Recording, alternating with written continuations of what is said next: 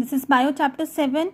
Today we'll be discussing disposal of segregated waste. Yesterday we discussed collection and segregation of waste, where we had how the waste is collected from door to door by the municipality or the municipal corporation. Then it is segregated or separated into two categories. One is the compostable waste, which can be decomposed. It is also called the wet waste.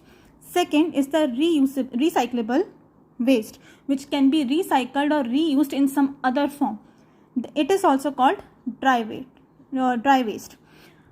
The green bin was for the wet waste and the blue bin for the dry waste. Now we have disposal. Once the garbage has been collected and segregated, we need to dispose it off. So we have two places or two options for this. First is landfilling. In landfilling, or we take a landfill area, it is an area mostly outside the city where population density is very, very low. The area is mostly empty and undisturbed by human population. In the low lying areas, जो ज़मीन road level से थोड़ी नीचे होती है, in those areas, the low lying areas, the garbage is filled up, it is leveled, एक level बराबर करते हैं उसका, and then it is covered with a layer of soil. So here it is, solid waste is dumped outside the city, as already told, in a piece of low lying land or area, or in a huge ditch. If there is no low lying area naturally available, a big ditch is dug up.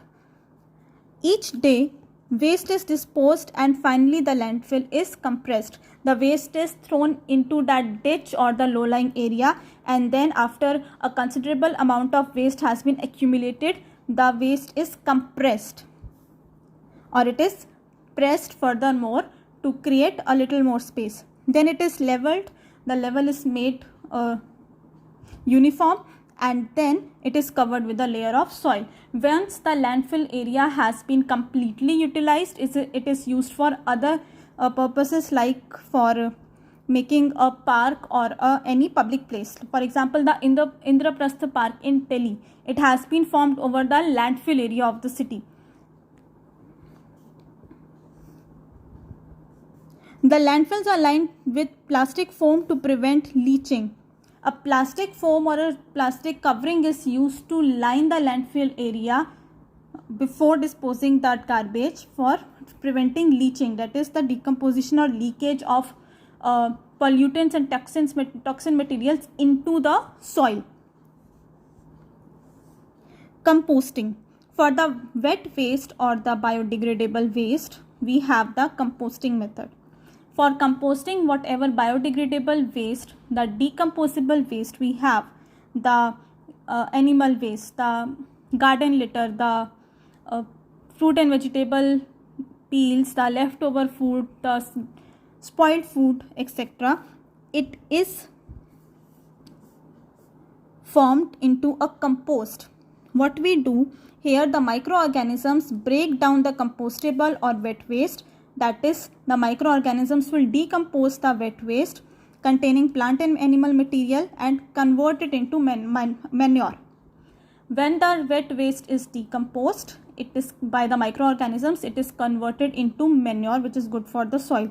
The manure which is produced using this method of composting is called compost. Now this is a method which we can do at our homes as well, especially if we have fields or a garden where a compost pit can be dug up.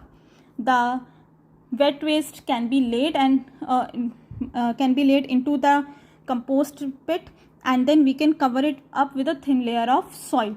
After a few days, it will be converted into manure by the action of microorganisms.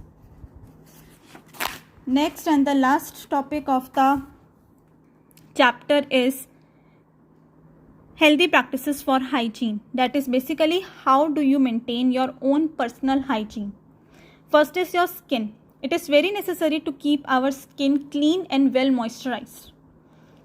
Keeping our skin clean, we do it by taking a bath every day, cleaning our skin using a soap or a mild cleanser. Then keeping the skin moisturized using a face cream or some natural oil.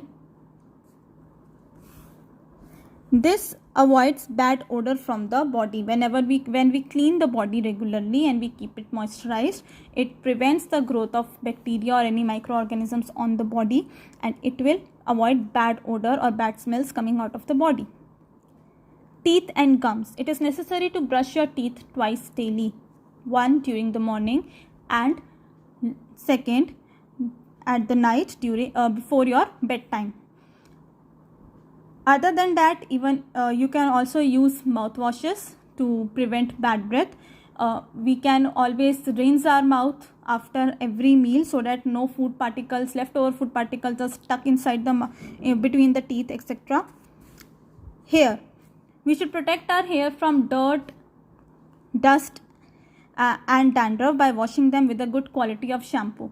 Now, washing your hair depends on what is the quality of your hair. If it is oily, if it gets dirty too much or gets greasy easily, then we should shampoo more than once a week. Otherwise, once a week would be okay. Then applying oil at least once a week to maintain moisture in the hair as well. Otherwise, the hair might become too dry or too frizzy and they may become brittle and break off. Comb your hair regularly. We generally do it every day. Do not share your comb with others and do not use others' comb. You should not share your comb with other people, or do not use the comb of other people, because it might be infested with some germs, with sweat from the hair, with some scalp infection they might be carrying like dandruff, or they might have head disease, and sharing the combs with other people will only cause problems. Then eyes. Try to wash your eyes with cold water twice every day to keep the eyes clean. Other than that, do not rub your eyes. Do not use dirty hands or dirty handkerchief for wiping your eyes. It can cause infections in the eye. And then whenever you read or you use the mobile phone or a computer, whenever you watch television, make sure your time period of doing those activities is limited, the light in the room is appropriate, and your position, especially during study, is proper. Then protect your eyes from dust and direct sunlight. We do this by wearing goggles or sunglasses whenever we go out in the sun. Nose. Do not put fingers into your nostrils. Just clean your nose every day when you are bathing. Blow your nose regularly. Use a clean handkerchief if possible. And if you sneeze or cough, please cover your nose and mouth. Ears. Clean your earlobe with soft, moist cotton after bath. Whenever you want to clean your ears, use a soft, moist cotton cloth. Do not put anything in your ears. Using too much or putting in too much of earbuds also causes irritation in the ear. Then putting things like a pencil or a pen or just using your finger to itch the ear is also not good. It might lead to any ear infection. Do not insert any sharp or pointed object into the ear canal. Do not put any sharp object in the ear. It can damage the eardrum. It can make the eardrum burst, and then it can make you deaf. Clean wax by using earbuds, but not too much. Nails and hands. Now, communicable diseases are mostly spread through dirty hands and nails. So make sure you wash your hands regularly, especially before and after meals.